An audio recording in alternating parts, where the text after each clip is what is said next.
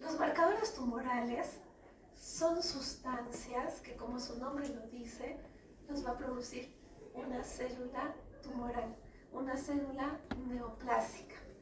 Estas sustancias se pueden producir ya sea en la superficie de la membrana, o sea, yo puedo buscar esta sustancia buscando en la superficie de la membrana de la célula, pero también esta sustancia se puede vertir a la sangre o vertir algún líquido biológico.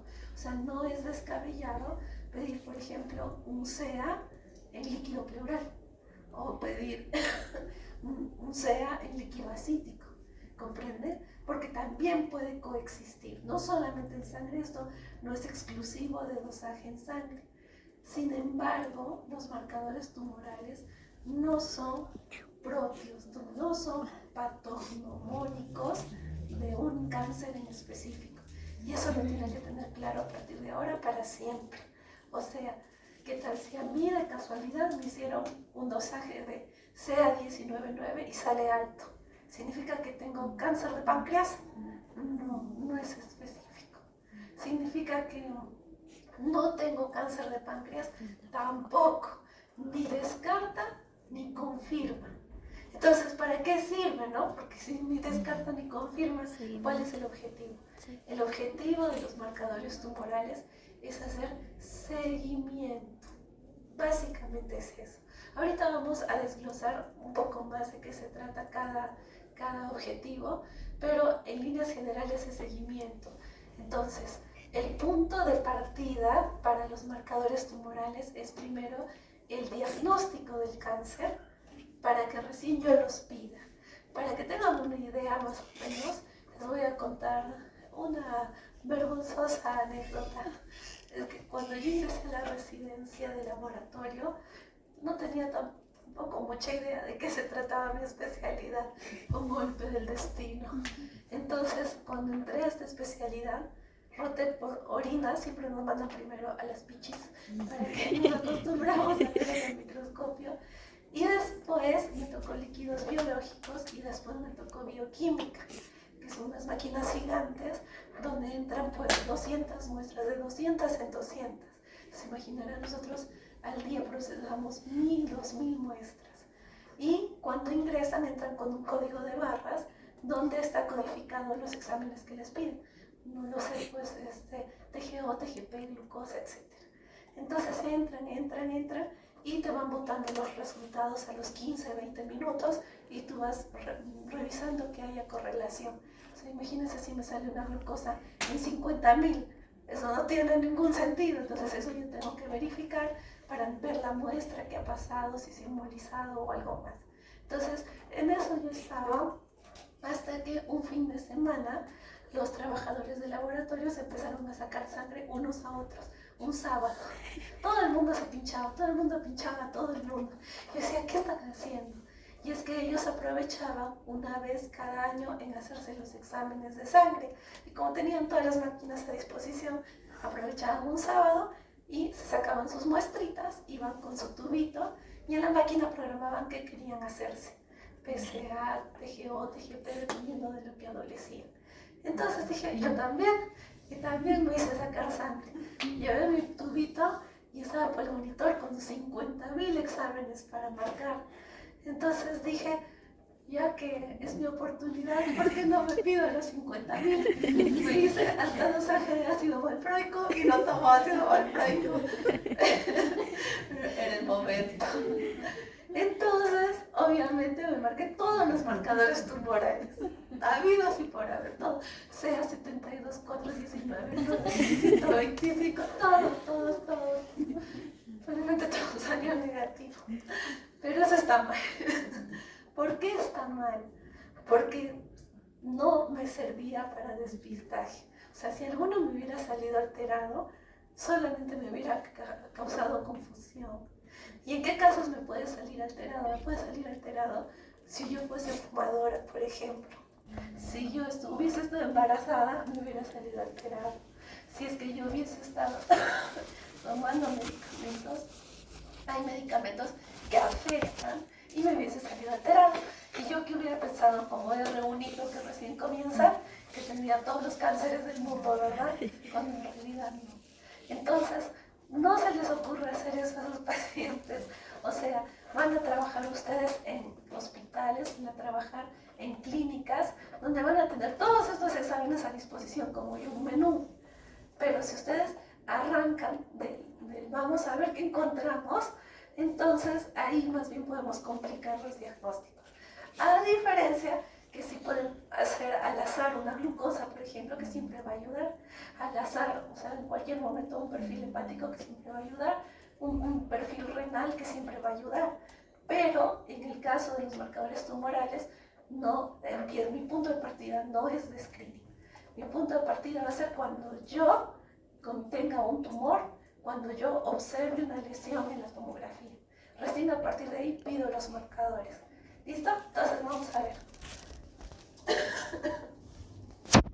Entonces, un marcador tumoral ideal, el que todos ambicionamos tener, es un marcador que está presente solo en tumores, que no está presente en personas sanas, que va a ser detectado en sangre, o sea, no va a ser de muy difícil acceso, que va a ser fácil de encontrar, fácil de hacer, no va a ser muy costoso y me va a correlacionar la malignidad. Entonces, eso es lo que siempre buscamos en un marcador tumoral. ¿Cuántos marcadores hemos encontrado que cumplen con esta característica? Ninguno. Ninguno. Pero hay un par que están cerca. Ahorita vamos a ver. Pero este es el ideal. ¿Por qué les menciono el ideal? Porque marcadores tumorales se descubren todos los años. O sea, los que estudiamos hoy día, cuando ustedes sean médicos, tal vez ya sean otros. Aunque estos solo hemos cogido los más clásicos, porque hay cientos. Pero van apareciendo con el tiempo. Y en algún momento van a aparecer los ideales. O sea, eso no lo descartemos. Pero hasta la fecha que no los encontramos, pues esto sigue siendo un imaginario. Entonces, lo que les mencionaba, ¿para qué me sirve un marcador tumoral? Para detección temprana, solamente uno. Uno que sí han escuchado mucho, y que es para cáncer de próstata. PSA. Ese es el único que al menos cumple con ser de diagnóstico temprano. O sea, no es necesario que mi pacientito tenga un tacto rectal alterado, ¿no es cierto? Una próstata dañada, una ecografía dañada, síntomas muy floridos para que recién el PSA marque. El PSA puede marcar desde antes y eso me puede anticipar. Es el único. Todos los demás no me van a servir para diagnóstico temprano, sino para qué? Para hacer tal vez un diagnóstico diferencial en algunos casos, para ver el pronóstico. Porque ¿qué pasa si yo agarro una persona con un CA 125 en 50 y de acá a medio año está en 50.000? ¿Cómo pinta esa situación? A mal pronóstico, ¿no es cierto? Está empeorando y terriblemente. Entonces, para eso me sirve. En la predicción de la respuesta terapéutica, lo mismo. Agarro a mi paciente con un CA 19.9 en 90, le doy su quimio, le hago su radio y en vez de bajar tal vez a 45 a la mitad, sube a 300. Significa que ese tratamiento contra el cáncer no está mejorando.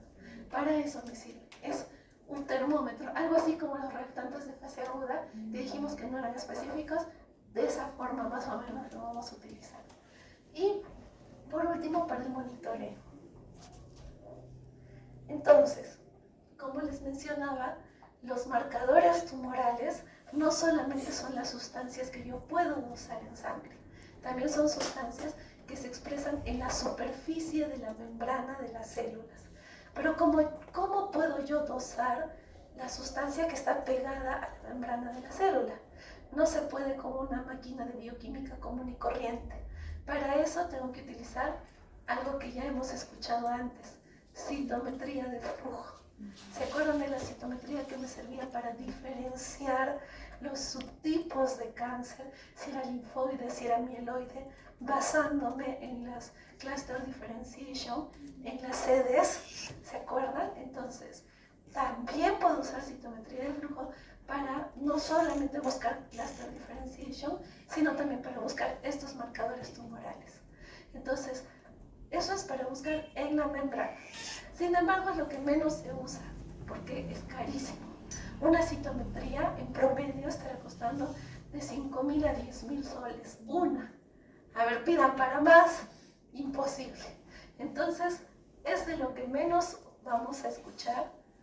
Más vamos a escuchar de dos formas de evaluar marcadores tumorales. Directamente en el tejido o directamente en la sangre y líquidos biológicos. Directamente en el tejido se hace a través de una técnica que ustedes han hablado bastante en práctica, la inmunohistoquímica.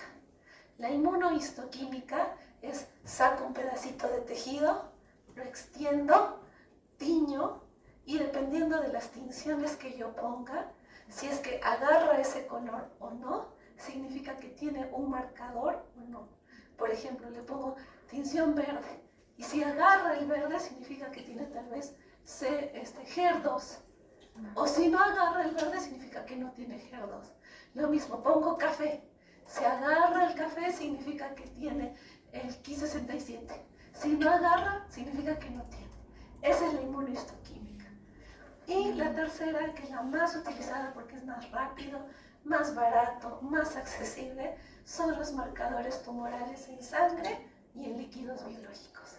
Entonces, de esos vamos a hablar sobre todo hoy, de los que son en sangre porque es con los que más van a tener contacto. La inmunohistoquímica es un paso más especializado, sobre todo para los que van a ir por la línea de oncología. Pero marcadores tumorales básicos, todos vamos a manejar hasta como médicos generales. Entonces, comencemos con el primer marcador. Tiroides. Como les mencioné, hay muchas formas de estudiar marcadores tumorales. Hay el clásico cuadro que me enlistan 20.000 marcadores y me dice, puede ser positivo en cáncer de tal, cáncer de tal, cáncer de tal. Pero acostumbremos a utilizar los marcadores de forma correcta. ¿Y cuál es la forma correcta? Primero veo dónde está el problema, encuentro la masa, encuentro el tumor y recién pido el marcador. Por eso no vamos a estudiar por marcador, sino vamos a estudiar por órgano afectado. Entonces, el primer órgano afectado, tiroides. ¿Qué pasa si yo encuentro un nódulo tiroideo, un tumor en la tiroides? Entonces, en ese caso, obviamente se va a biopsiar, eso no se duda ni un momento, forma parte de los pasos iniciales, pero para hacer el seguimiento y empezar a hacer una diferenciación, puedo ir pidiendo TSH. ¿Por qué? La TSH sabemos que es una hormona que, ¿cuál de mis organitos reproduce? Hipófisis. Muy bien, la hipófisis, ¿no es cierto? Entonces, la TSH la produce la hipófisis, pero también cuando hay cánceres se puede disparar. Entonces, no es lo mismo tener una TSH alta mayor a 4 en 10, en 12, a tener una TSH en 10.000. Si tienen una TSH significativamente elevada, eso ya no es un problema de hipotiroidismo primario, eso más bien es un problema probablemente oncológico. Entonces, primer marcador de tiroides. Segundo marcador, calcitonina. Es controversial. A pesar de que los marcadores van mejorando día con día, se van especializando y descubriendo, la calcitonina se considera marcador específicamente para cáncer medular de tiroides, pero aún es controversial. O sea, si la calcitonina me sale muy elevada, puede no ser cáncer medular de tiroides, o sea, no es específica, y si es significativamente elevada me puede dar también falsos positivos o hasta falsos negativos. Por eso todavía no lo cierro del todo. Aprendan que está asociado a cáncer medular de tiroides, pero tal vez en los próximos años la retiro, porque está observado ese marcador. Otro marcador que ya ha sido retirado es la tiroglobulina. Si ustedes ven bibliografía de hace unos años, 2, 3 años, tampoco no tanto, la tiroglobulina era un marcador tumoral para cáncer de tiroides. Ahora en las guías ya no la mencionan. Ya no la mencionan. Entonces, tiroglobulina, les digo esto porque es un cambio reciente. no la vamos a considerar para cáncer de tiroides. Todavía la calcitonina aún tenemos un espacio. Vamos con el cáncer de pulmón. El cáncer de pulmón tiene como primer marcador al CEA. ¿Se acuerdan qué significa CEA? Muy bien, antígeno carcino embrionario. Y lo vamos a encontrar bastante, no es exclusivo de pulmón. Me va a ayudar con el seguimiento específicamente para adenocarcinoma de pulmón. Hay muchos subtipos de cáncer de pulmón. Entre ellos, el más frecuente, ¿cuál es? El adenocarcinoma. Entonces, ¿la conducta cuál es? Encuentro una tumoración en pulmón, hago la biopsia de la tumoración y pido el CEA, porque si me sale en la biopsia que es adenocarcinoma, ¿con cuál voy a hacer el seguimiento? Con CEA. ¿Listo? Ese es el orden. Y tenemos también el cifra 21.1. Pero el cifra 21.1, ¿para qué me va a ayudar? Más que todo para carcinoma de células escamosas. ¿Listo? De la misma manera. Entonces, encuentro la tumoración con una resonancia, una tomografía, hago la biopsia, la toma de muestra y después pido los dos. En lo que va saliendo el resultado de la biopsia, si está más elevado uno u otro, puede inclinarse la balanza para adenocarcinoma o para escamoso. Cáncer de mama. En cáncer de mama, otra vez, el más clásico característico de cáncer de mama es el CA15-3. Hay más, pero ese es el más característico y el que la mayoría de los hospitales tiene. El cáncer de mama es uno de los cánceres más frecuentes en el caso de las mujeres en el Perú. Entonces es muy importante que recuerden este CA15-3. Se diagnostica la pacientita que tiene cáncer de mama, se hace la biopsia, se da la quimioterapia, se da el tratamiento y se le va pidiendo. Se le pide inclusive hasta 15, 20 años después. Yo he visto pacientes que vienen, ya han pasado 20 años de su cáncer y vienen a su control anual por su 15-3. Entonces, para el control de cáncer de mama, este es muy importante. Y el CEA, que les mencionaba también, también el CEA está presente en cáncer de mama. No es tan específico como en el caso del CA15-3, pero están asociados usualmente. Los dos se piden para control. Hígado. ¿Qué cáncer creen que podríamos encontrar en hígado? El hepatocarcinoma, ¿no es cierto?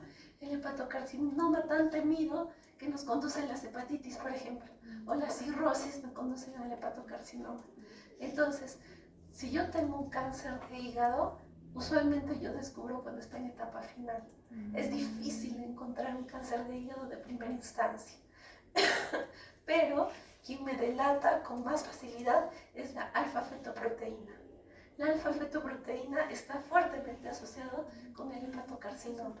Entonces, si no es patognomónico, porque vamos a ver AFP en otros cánceres, pero si hay un hepatocarcinoma, tengan por seguro que la alfa-fetoproteína sí se va a disparar y de forma significativa.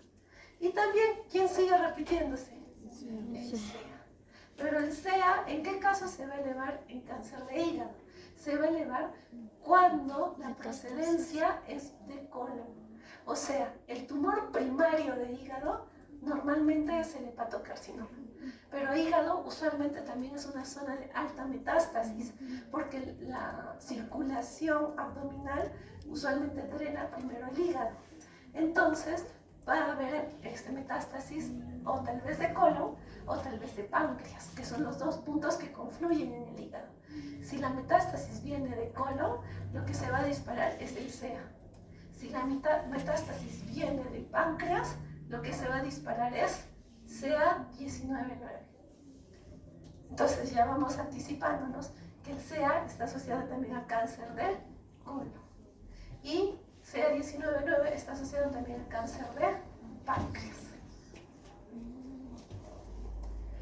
Páncreas. CA19-9. El cáncer de páncreas. Ay, un segundito.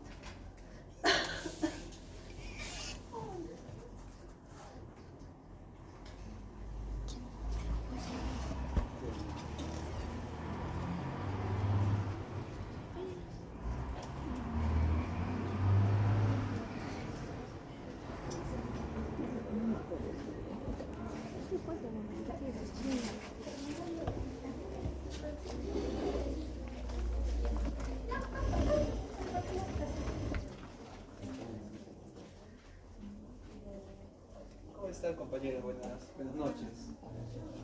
Me presento. Mi nombre es John Jason Chami Pérez. Soy bachiller de la Escuela Profesional de Psicología. Agradezco a la docente que me brinde unos minutitos. Estoy realizando mi proyecto de investigación, mi tesis para obtener el grado de licenciado en Psicología. Y justo, en este caso, necesito de su apoyo de todos ustedes. Mi proyecto se llama Sentido del humor y estrés académico. Me encantaría contar con el apoyo de ustedes y puedan ayudarme a llenar mi cuestionario. El cuestionario es bastante sencillo y simple. Las preguntas son en formato Likert, que son desde muy de desacuerdo hasta muy en acuerdo. No sé si me podrían apoyar. Tengo el QR para poder escanearlo, y si hay algún tipo de pregunta acerca del cuestionario, me levantan la mano y yo las puedo absolver la duda. Por favor, chicos.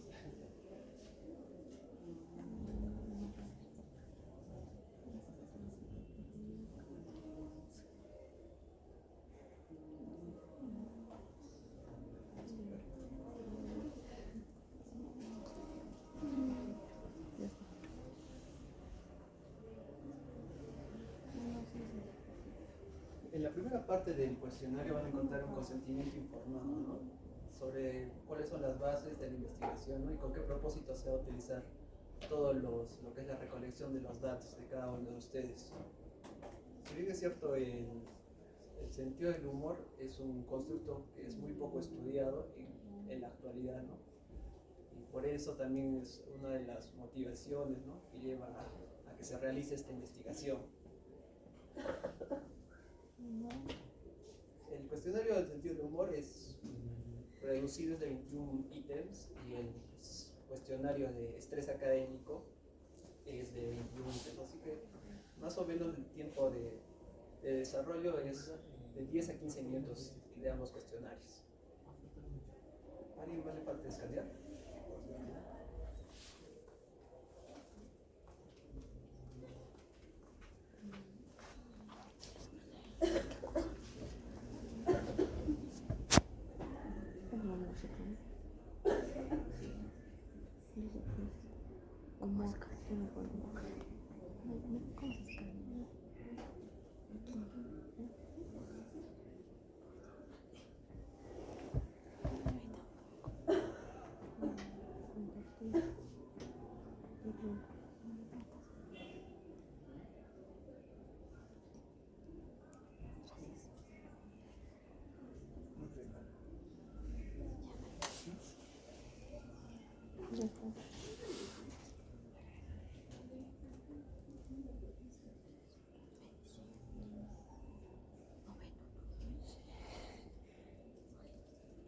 Más cuál. Yo sí me dices, pero no dice arriba.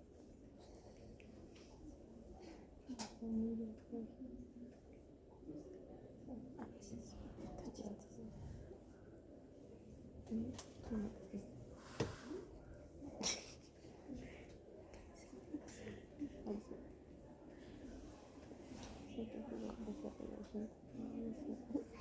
No más el dolor.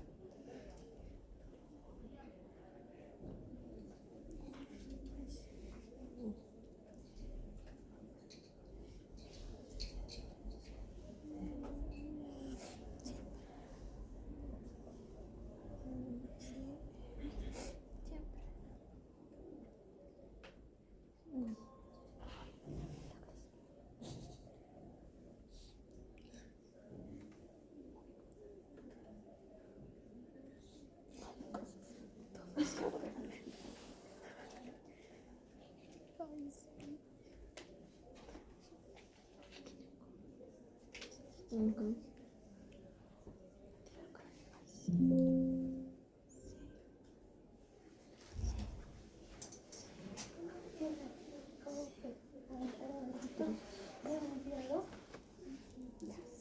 Ya terminaron, chicos. Ya. Muchas gracias, doctora. Eso sería todo, chicos. Muchas gracias. Hasta otra oportunidad. Gracias, luego. Hasta luego. Ya cuando ustedes tengan su tesis, a mí me gusta.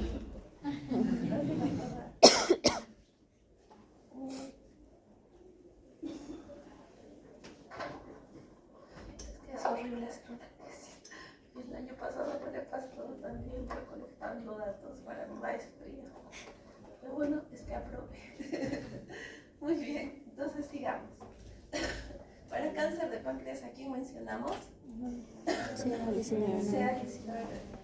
No es el único, pero es el más característico. Solo estamos tocando los más característicos. ¿Dónde se ubica normalmente la tumoración en cáncer de páncreas? ¿En qué parte del páncreas? En la cabeza. ¿Listo? Entonces, usualmente el cáncer más frecuente en páncreas es la cabeza de páncreas y normalmente el marcador tumoral que eleva es el 19. Listo, sigamos. Marcador de colon, ¿a quién mencionamos?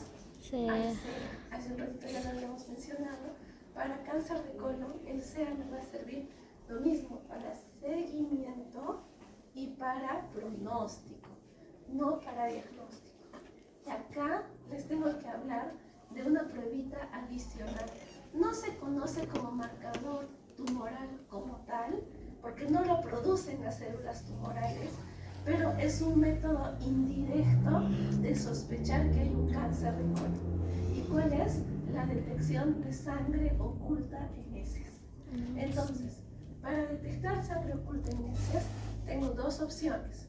Tengo la prueba de Thévenot, que es básicamente, que hasta en sus casas lo pueden hacer. Cogen agua oxigenada y le echan a la popó. Y listo. Si es que sale espumita, es porque hay sangre, porque hemos oxidado la sangrecita. Pero si es que no sale espumita, o sea, si la espumita se disipa rápidamente, no hay sangre. Entonces, ¿cuál es el problema con el examen de Thévenot? El examen de Thévenot resulta que me puede dar muchos falsos positivos. Porque, ¿qué pasa si a mí me encanta comer parrilla, carnecita? Me gusta comer, no lo sé, beterraga. Entonces, todos esos elementos pueden tener mioglobina, en el caso de las carnes, o pueden tener también hierro procedente de las verduras, procedente de las frutas. Entonces, en esos casos, puede darme Thévenot positivo. Y ahí viene la duda, ¿será sangre o no será sangre? Entonces, Thévenot, a pesar de que por mucho tiempo ha sido de alta utilidad, actualmente está siendo reemplazado por un examen mucho mejor. Y ese examen es el FIT, la prueba inmunoquímica fecal. Entonces, es lo mismo. Recolectan la muestrita de sangre, de heces, lo llevan, y más bien lo que nosotros vamos a hacer, tenemos como unas tarjetitas, y esas tarjetitas están impregnadas con un anticuerpo, el cual va a buscar específicamente hemoglobina, no mioglobina, no hierro suelto, sino hemoglobina. Se va a unir a la hemoglobina, y si es que hay hemoglobina, entonces efectivamente hay sangre oculta en heces. Y si es que no, entonces no va a tener nada y punto. Entonces ahí nos evitamos tantos falsos positivos. En los laboratorios pequeñitos todavía se hace Thévenot, porque como les digo, es fácil, hasta en su casa ustedes pueden poner su laboratorio de Thévenot. Pero el problema está en que al paciente hay que restringirlo bastante. Hay que decirle, ¿sabes qué? Por 3 días no vas a comer carnes, no vas a comer verduras verdes, no vas a tomar cientos de medicamentos, hasta el metronidazol, todos incluyen. Pero si es que tienen el FIT, entonces nos evitamos esa dieta. Por eso acá les he hecho el comparativo. Miren, bueno, lo que va saliendo. En el caso de Thévenot, más o menos hablamos de una sensibilidad del 50%. O sea, si es que sale positivo, dudo. Si es que sale negativo, dudo. ¿Será negativo o verdadero o realmente me he descartado?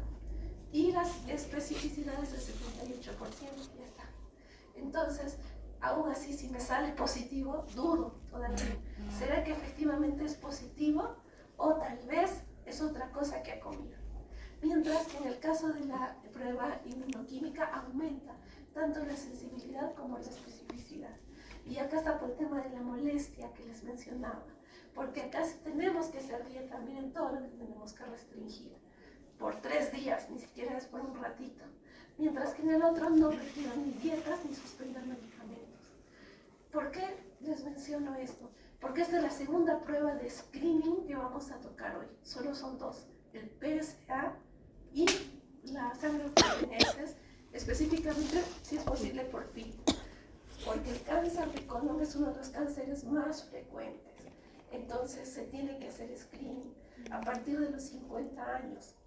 Y si hay historia familiar que tuvo cáncer de colon, mi papá, el hermano, a los 55 se tiene que hacer el screening desde 10 años antes, 45. Si tuvo a los 40, desde 10 años antes, a los 30. Entonces es una prueba muy importante. ¿Por qué?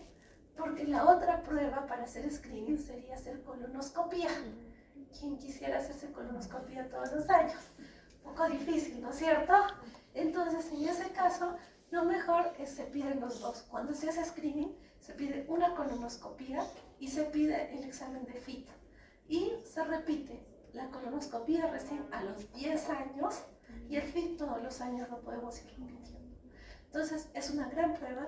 Todos los laboratorios del equipo hacen TBNO, pero los laboratorios que son un poquito medianos a grandes ya tienen el FIT. O sea, tampoco no es algo muy difícil, específico o caro. No, sí es bastante accesible, creo que está 35 soles más o menos. Pero es algo que va a dar un buen resultado y sobre todo un diagnóstico temprano. Próstata. ¿De qué vamos a hablar en próstata? PSA. Entonces, el antígeno prostático me va a servir para screening. Este es el único que me sirve para screening como marcador tumoral, no como tal. ¿Y cómo lo voy a pedir? En el caso del PSA, voy a solicitar como un tamizaje anual. No necesito que mi paciente tenga síntomas. No es necesario que me diga que tenga alteración urinaria, que tenga problemas en la noche, la nicturia, no. Pido a partir generalmente de los 45, 50 años, empieza a pedir el PSA y dependiendo de si me sale menos de 4, significa que está dentro de lo normal, vuelvo a pedir en un año y punto final. Si me sale entre 4 a 6.9, acá les hago hincapié porque la última guía de urología ha modificado esto. Antes decían que era hasta 10, ahora es hasta 7, 6.9. Si me sale de 4 a 6.9, la dudo. Todavía no puedo ni afirmar ni quitar la posibilidad. Y si me sale más de 7, de frente me voy a una biopsia. Entonces ya, no que la ecografía, que regrese en un mes, no. De frente programo mi biopsia. ¿Listo? Entonces, así funciona el algoritmo. Menos de 4, entonces descarto. Y para el siguiente año. Si tengo más de 4, entonces veo. Si es de 4 a 6.9 menos de 7, en ese caso puedo hacer una discriminación, ya sea con un PSA libre, que es la fracción libre en sangre, o con tiempo. ¿Cómo hago la discriminación con PSA libre? Pido a esa muestrita de sangre, quiero que le hagas PSA libre. Si me sale el valor en menos del 20%, entonces tengo que hacer biopsia. ¿Por qué? Porque no se está liberando. Si no se está liberando, si muy poco porcentaje se está liberando, es porque se está quedando en esas células tumorales. Mientras que si sale elevado el PSA libre, tranquilo, esperamos al siguiente año para un control. Sin embargo, la segunda forma de hacer una discriminación, si yo no tengo PSA libre, es con el tiempo. Y acá viene la pregunta, ¿qué podría generar que se eleve un poco el PSA, que no sea cáncer? Ejercicio. Una hiperplasia benigna, ¿qué más? una prostatitis, una infección, ¿no es cierto? Tal vez tiene gonorrea, clamidia, eso también afecta, tricomonas. Entonces, por eso es que vuelvo a pedir o evalúo otras cositas, ¿no? Le pido otros estudios para descartar infección, pregunto síntomas y demás, contactos de riesgo y demás. ¿Qué más podrían elevar un PSA que no sea cáncer? El tacto rectal. Entonces, si le hicieron su tacto rectal y le pidieron su PSA, va a salir alterado. No mucho, tal vez saldrá en 5, en 6, pero ya está en el rango de la ambigüedad. ¿Qué más puede ser? También puede ser ir en moto. Sí, yo tampoco no lo creía, pero de verdad, en el laboratorio, en la San Juan de Dios, ahí es donde les hacen hincapié que no vayan en moto para tomarse este examen, porque a veces les eleva, no mucho, o sea, a 4.5, pero ya está fuera del rango, ¿comprende? Entonces les prohíben o les dicen, ese día no vayas en moto, sí afecta, ligeramente, pero afecta. Entonces, en esos detallitos hay que tener en cuenta. Entonces, pero eso no va a ser para siempre. Pasan 2 días desde que ocurrió esto y va a desaparecer. Por eso, si no tienen para hacer PSA libre, entonces le vuelven a pedir el PSA total pasada las 48 horas. Siempre y cuando hayan atacado el posible origen de esa alza, ¿no? O sea, fue en moto, ya no vengas en moto. O relaciones sexuales, entonces abstinencia 2 días. O su infección, le da su metronidazol, le das su ceftriaxona, dependiendo de lo que tenga, y regresas. Y tiene que haber bajado. Entonces, si pasó el tiempo y bajó, perfecto. Pero si no, si quieren corroborar con el PSA libre, también es otra opción. Y bueno, si tenemos más de 7, entonces hay que hacer de frente la biopsia. No tenemos que titubear porque lo podemos coger el cáncer en un estadio muy temprano. Podemos hacer muchas cosas todavía. Testículo. Ustedes ya conocen un marcador para cáncer de testículo. ¿Cuál es? Beta-HCG. Entonces, si encuentran una masa tumoral en testículo, y ojo, el cáncer de testículo no duele. A diferencia del cáncer de próstata, el de próstata hacen el tacto y ven a Judas Calato. Pero el de testículo no duele, es masa indolora, generalmente en pacientes jóvenes, o sea, en abuelitos, próstata, en jóvenes, testículo. Por eso es muy importante el tema de la autoexploración, así como hay de mama, lo mismo tienen que hacer los chicos con el tema del testículo, porque no lo van a notar de otra manera. Si encuentran esa masa, ¿qué tienen que pedir anticipándose para hacer el seguimiento? Beta-HCG, ¿no es cierto? Y sumado a la beta-HCG, ¿qué más vamos a pedir? Vamos a pedir alfa-fetoproteína, pensando en si es no seminomatoso. ¿Listo? Y en el caso de que sea seminoma es el beta-HCG.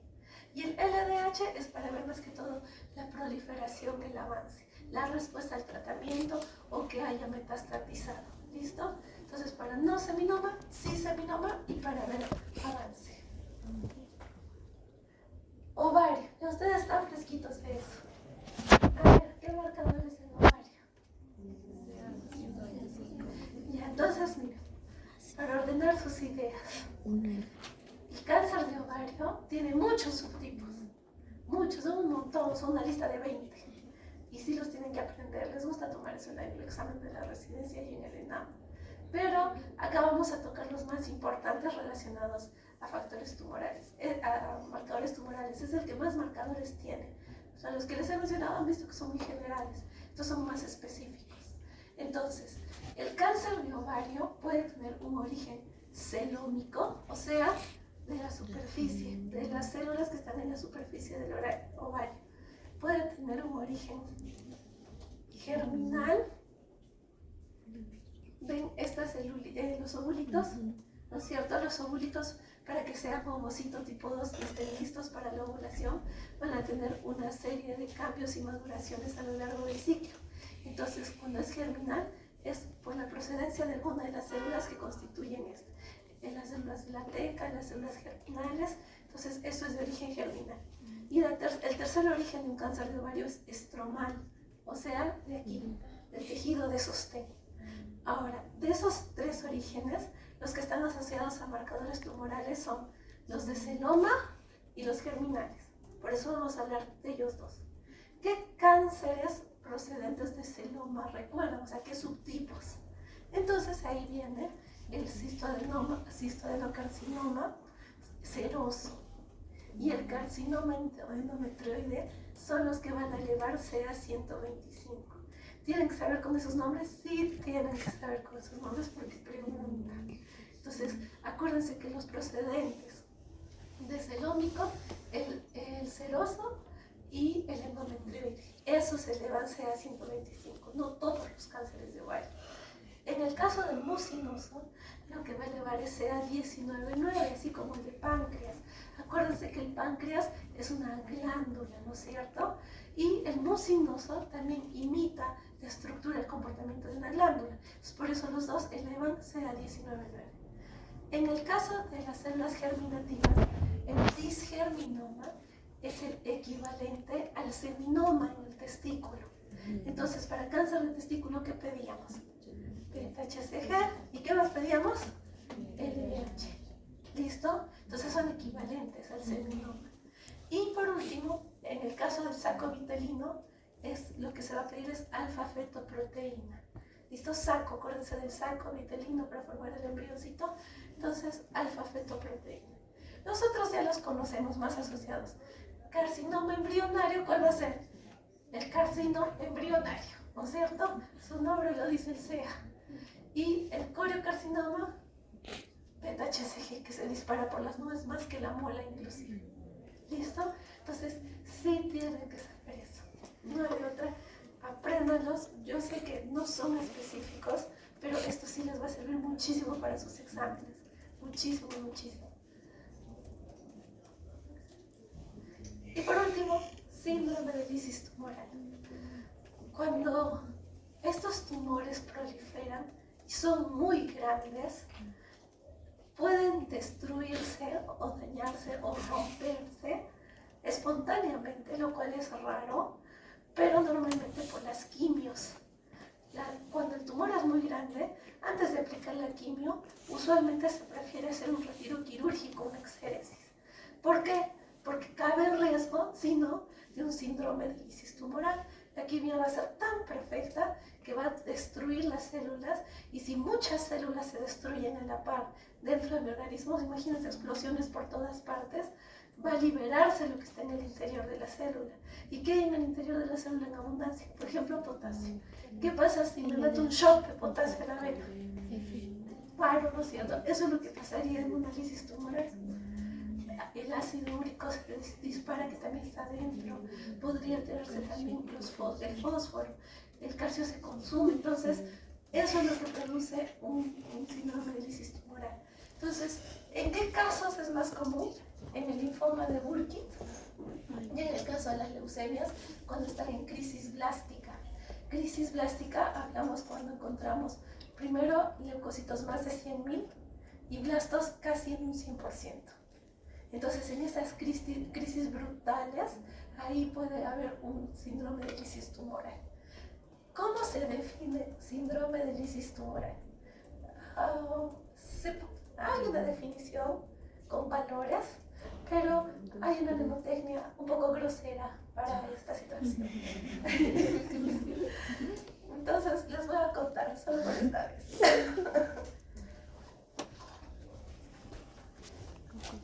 Mire, lisis tumoral. Para que nunca se olviden en su vida. Comienzan con el 4.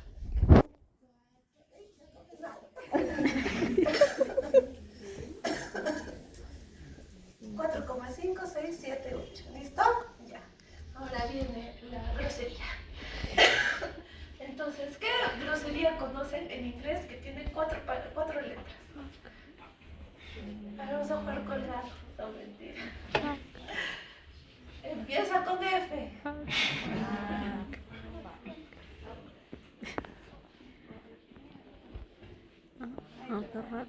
Es que es así invertidito.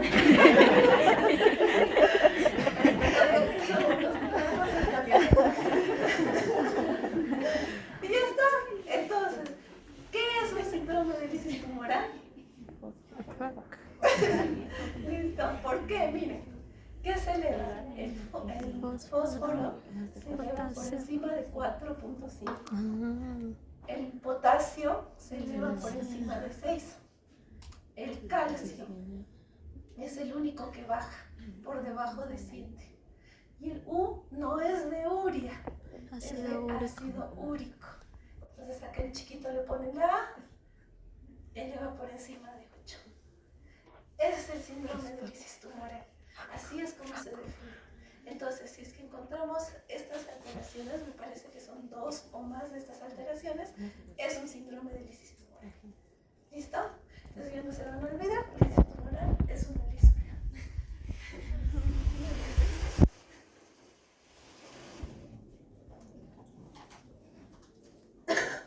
Ese es el cuadro que les mencionaba. Cuando ustedes buscan información de marcadores tumorales, es lo primero que les sale. Pero no es la mejor manera de estudiar. La mejor manera es estudiar por cada órgano, porque de esa forma hacen unidad clínica y en segundo lugar no se equivocan cuando lo vayan a emplear en su día a día. Muy bien, chicos. Eso todo es